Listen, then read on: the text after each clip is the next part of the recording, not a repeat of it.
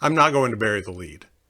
Deep Abandon returns the old sense of exploration that's essential to a true crawler, while keeping the quality of life elements that make modern games smooth, fast fun.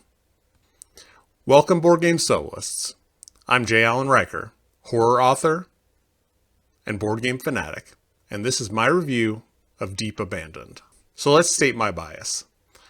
When I came to this game, I had just played an absolute slog of a dungeon crawler with math that led to nowhere, no decisions, and I tried so hard to like it. I estimate that I probably played it for 30 hours, thinking that once I internalized the copious amounts of rules and minutia that I would find the game fun, and I never did.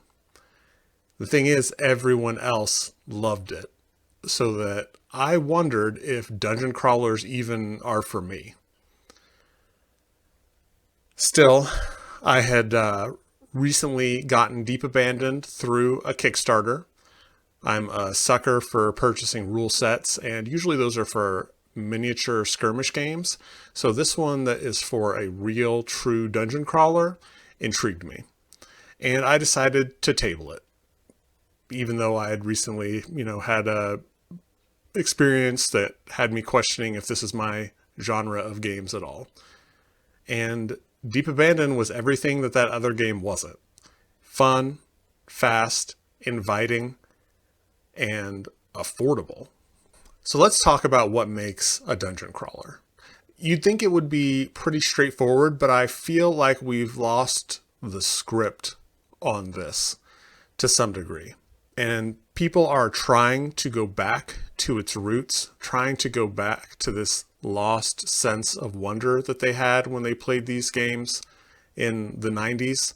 But I think that there are some big misses going on, and I think that Deep Abandoned, there's a spectrum of ways to get it right, and I think the Deep Abandoned gets it very right. So first, a dungeon crawler involves a dungeon. So what is a dungeon?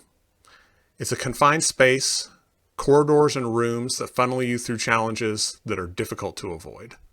They might be impossible to avoid, or maybe they just take sacrifice and a real decision to avoid them. The second part, a crawler. That means not knowing the map. Otherwise, it's a dungeon skirmish game.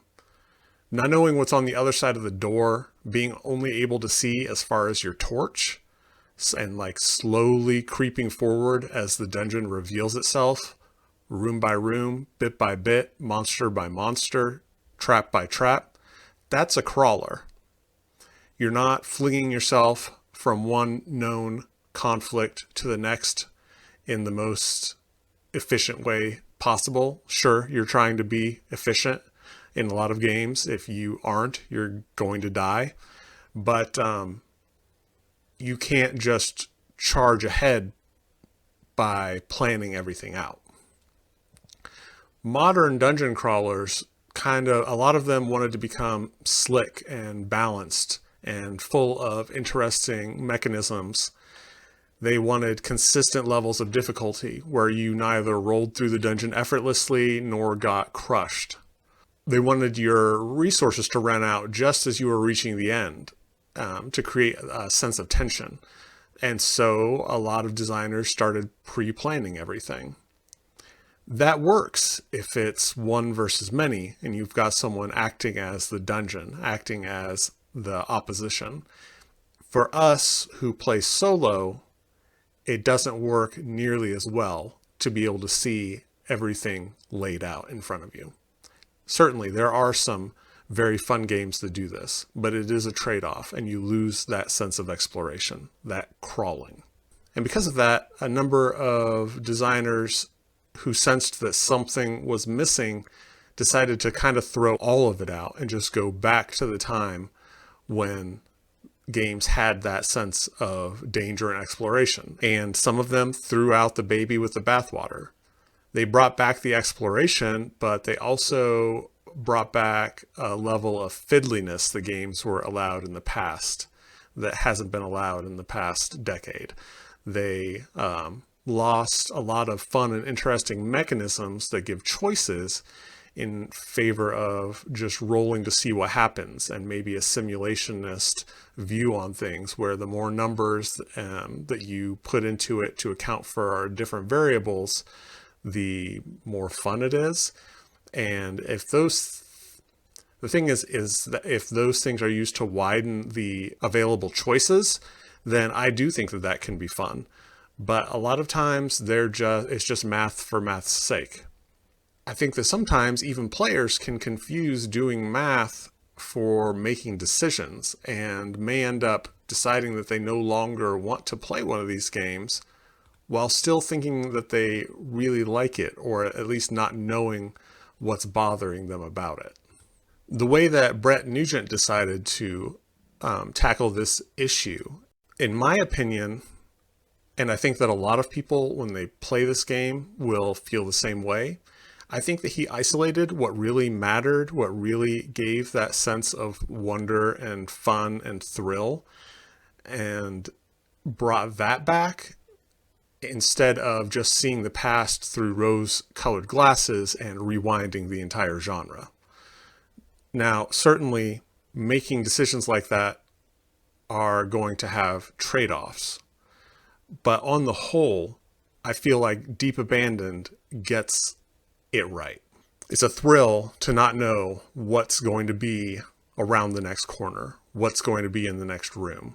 It's tense when you approach a fork and you split the room cards into two separate stacks and you don't know which one has the objective. Either things just got a lot easier if you choose the right way, or things just got a lot harder.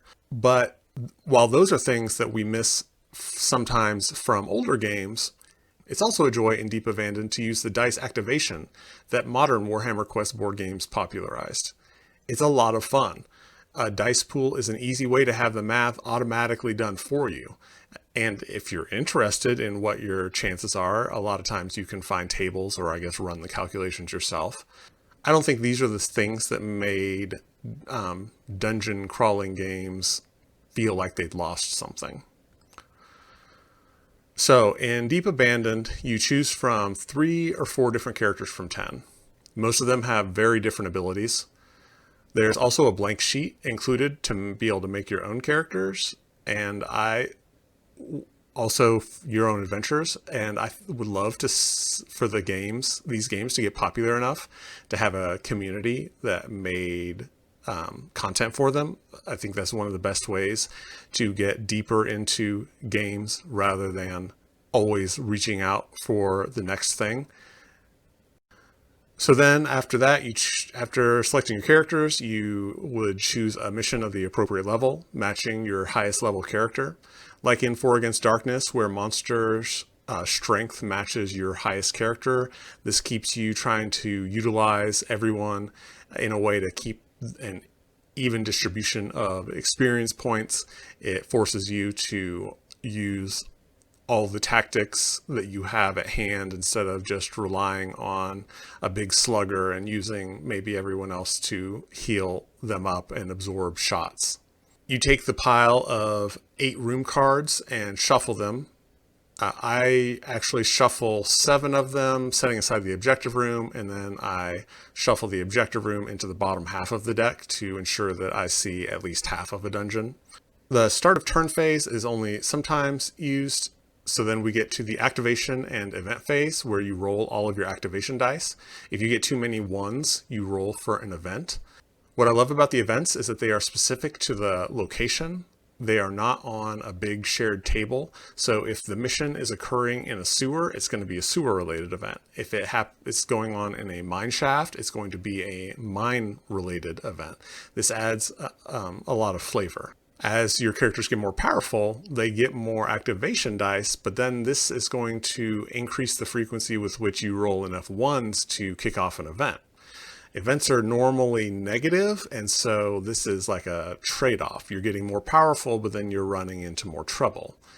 If you want an even more flavorful game to the environment, where each mission is more differentiated, then you could play with 4 characters, which can kind of make you feel tough compared to the monsters, but then set off events in any room where you don't roll any monsters. Because there are positive events mixed into the table, although they're not the majority, it keeps it you feeling hopeful that maybe you'll roll up something good for taking that risk. So after the events, you place enemies across the tiles. The game feels like it's balanced for you to hit the enemies first, kind of like in 4 Against Darkness. And most characters can only move 4 spaces unless they're like an agile sort that can use another die to move a second time. I use my AD&D Drizzt tiles. You can see these in the background. They're 4x4. They interlock, so I'm not having to constantly adjust them. And the walls on them I actually use as high ground, since that's one of the main terrain factors. You get 1 extra die in your pool if you're swinging down at someone, and 1 fewer if you're attacking up. So that also creates a puzzle that if you're accustomed to crawlers where you open the next door and need to be set up well for the next turn, of trying to end the turn with your melee fighters right on the edge against the door where the next tile will be placed. So heroes activate first. You use your activation dice to select your actions. You feel powerful. You've got a good number of choices even from the start, and that actually increases very quickly to where you will have a lot of decisions to make in how to use your activation dice during any given turn. After that, the enemies go, and they can bash you up really good. They usually distribute attacks pretty evenly, but you definitely have to look out for the ones that swarm, and sometimes they just hit really hard. Then when you enter a room with characters by a door, the exploration phase happens and you draw a map card and place the next tile. Eventually, you draw the objective card, you place a big room and have the big battle. In between missions, there are travel encounters. There are quite a lot when you consider that you will only see 1 per play session. And then you'll move on to the town phase, which is the most brutal town phase that I have ever experienced in any game. There are so many negatives to going to town. It makes you kind of wish sometimes that you could avoid it. You tend to get beaten up, either by criminals or by the law, especially if you go to the black market, which you need to do to increase levels because adventuring is illegal. People don't want you waking up the evil in the land. The age of heroes is over. And so by taking on these missions, you may be helping people, but you're also stirring up trouble. So I want to talk about the positives and negatives in the game. And like I said, there are trade-offs. I think there are always trade-offs, and it's not like a good game can avoid them. I think Deep Abandon is a very good game, but there are some things that you might want to look out for.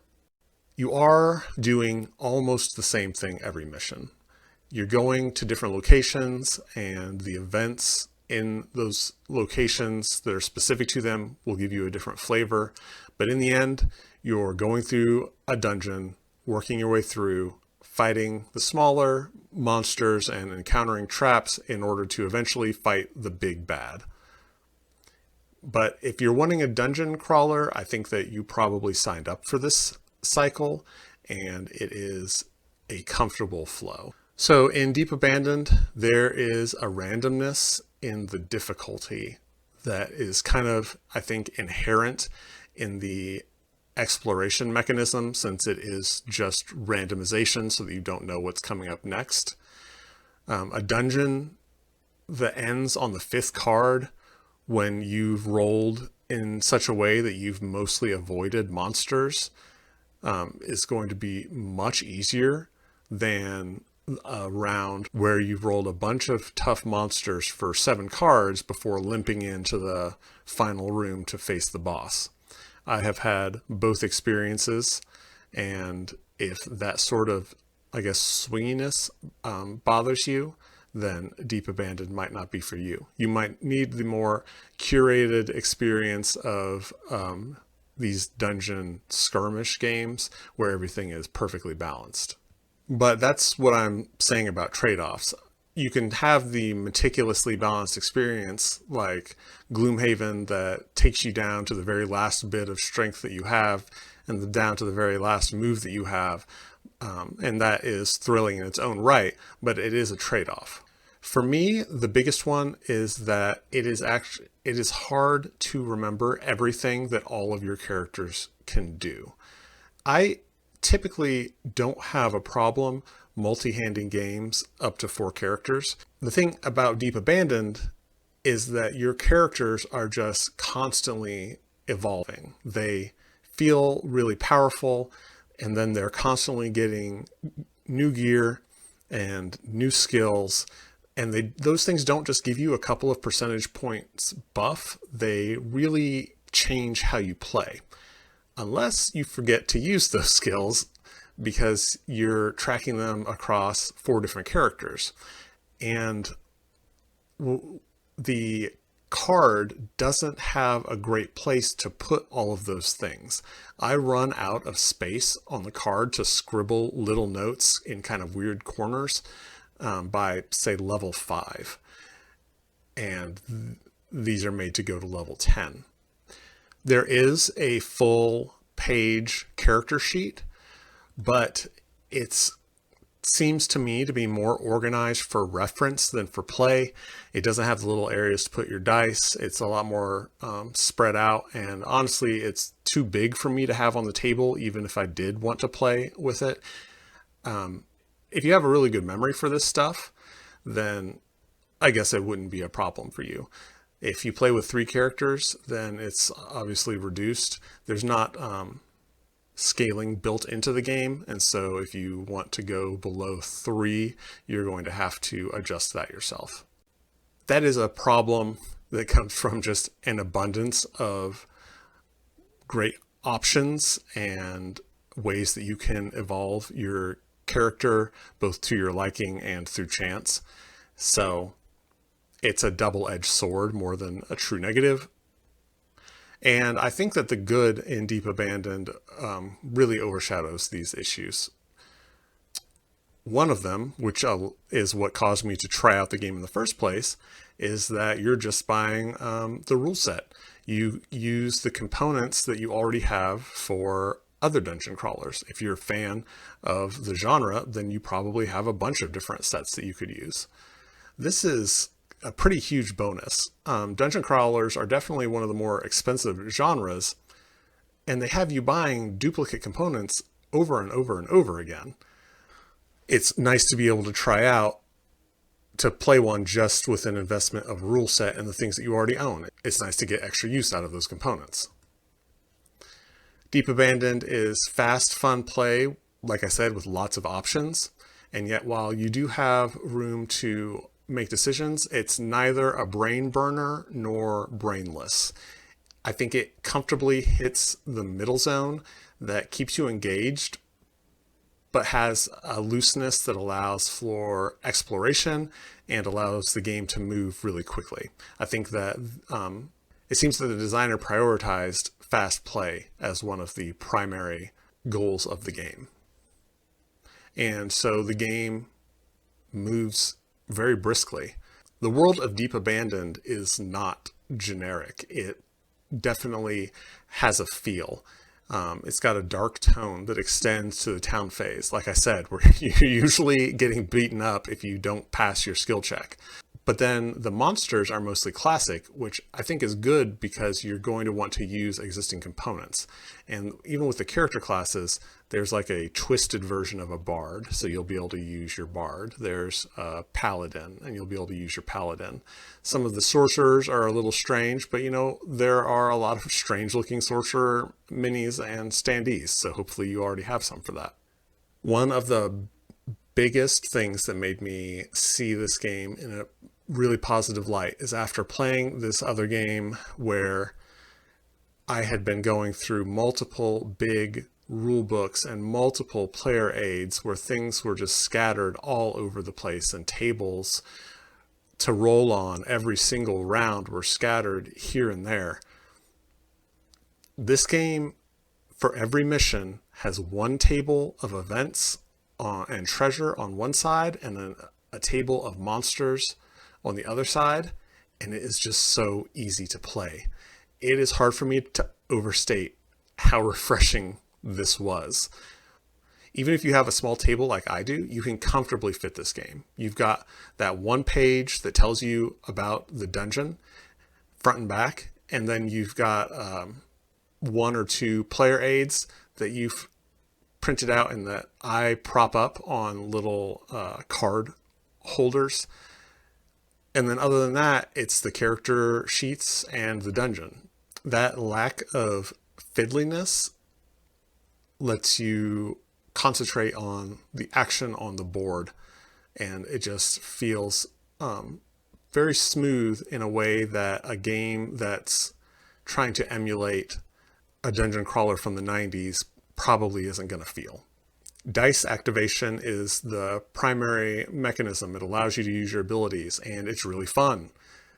I love dice pools, and I find that it's really fun to roll for your dice activation and lay your dice out and make your decisions. And then after that, use dice pools for whatever decision you made about what your action is going to be.